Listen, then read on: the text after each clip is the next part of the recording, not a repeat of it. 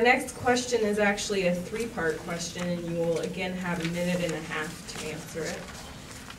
How will you address the youth violence crisis through the public school system? What programs will you advocate for, and which constituents will you engage to make this happen?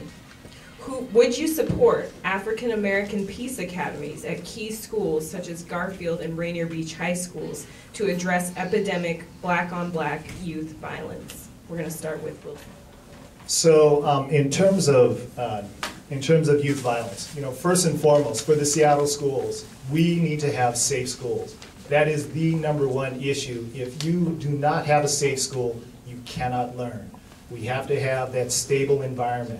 So that being said, what we need to do as a district is we need to provide that environment in terms of not only from the top, from the leadership level, in terms of having that no tolerance for violence, that no tolerance for harassment, and we need to also partner with community and also with the Seattle, not only the Seattle City Services, but with the Seattle Police, in terms of how we can be more effective in terms of getting these kids to talk to each other, but also addressing the root causes of their issues.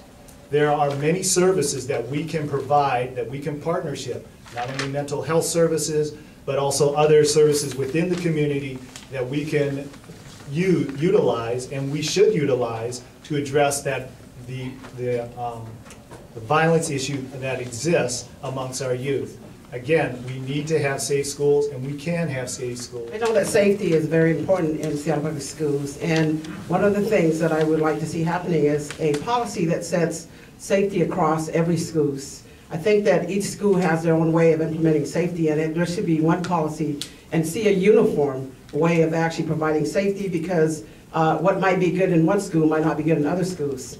And the way also to be able to resolve the problem of violence is that I know when I first started working at Rainier Beach, one of the program that I did was actually to help alleviate the violence, and that's working very closely with the students, get to know who they are, get to know the players. Unless you know the kids, it's really hard for you to resolve any problem that has to do with the kids. Because a lot of times we may design programs, but if it doesn't work, then it's a waste of time. So it's very important that you get to know who you're designing the program for, and what is it you're going to do to be able to help these students to be able to come in and be part of the program in order for you to resolve the problems. And I know that there's so many problems out there for our kids, but as long as we provide programs that are that has high expectation, and programs that kids know that we care for, for them, and we be able to provide them that all the kind of resources that they need in order for them, we can't take kids off the streets if we can't provide them resources to take them off the streets.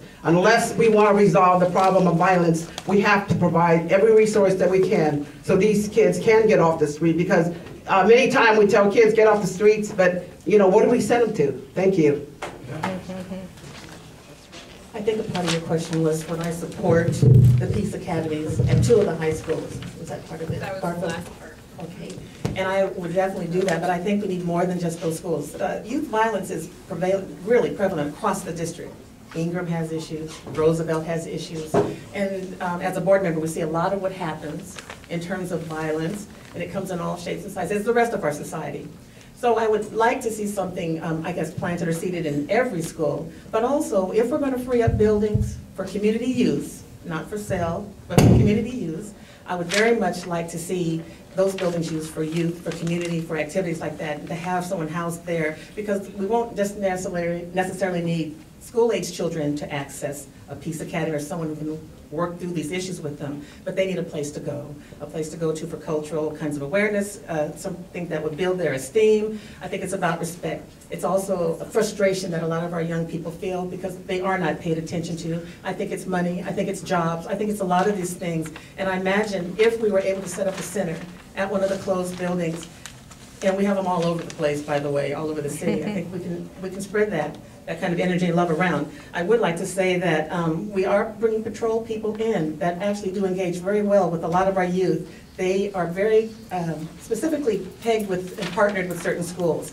And I certainly am familiar with what's happening in Garfield and Nova. And the officers there have become a resource, not a snitch, outlet, but a resource for not just students, but for parents.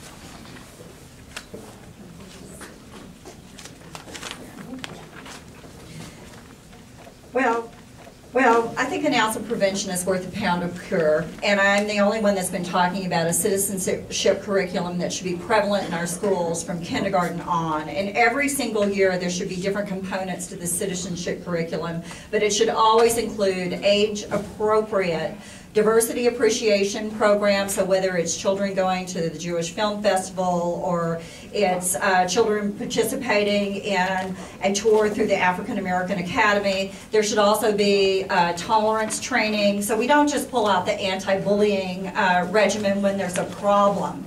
And so if you do that from kindergarten on, if we say starting next school year that that's what we're going to do and we put that citizenship training into place, then we go back to the community and say, what other menu items do you have available to you in your community? And maybe there is a Peace Academy that can roll into that citizenship training.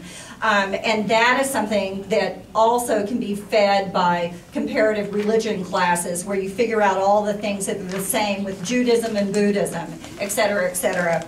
If we're going to create programs like this, we've got to grab onto every nonprofit in the city that's already working in our schools, every company, every city official, every state legislator, and get a buy-in to extend the school day where we can engage kids and create all the menu items that I'm talking about. In addition to that, if we build in fiscal literacy and vocational strands and entrepreneurial competitions, then the children will have a place to go, and more importantly, they'll figure out what they like to do.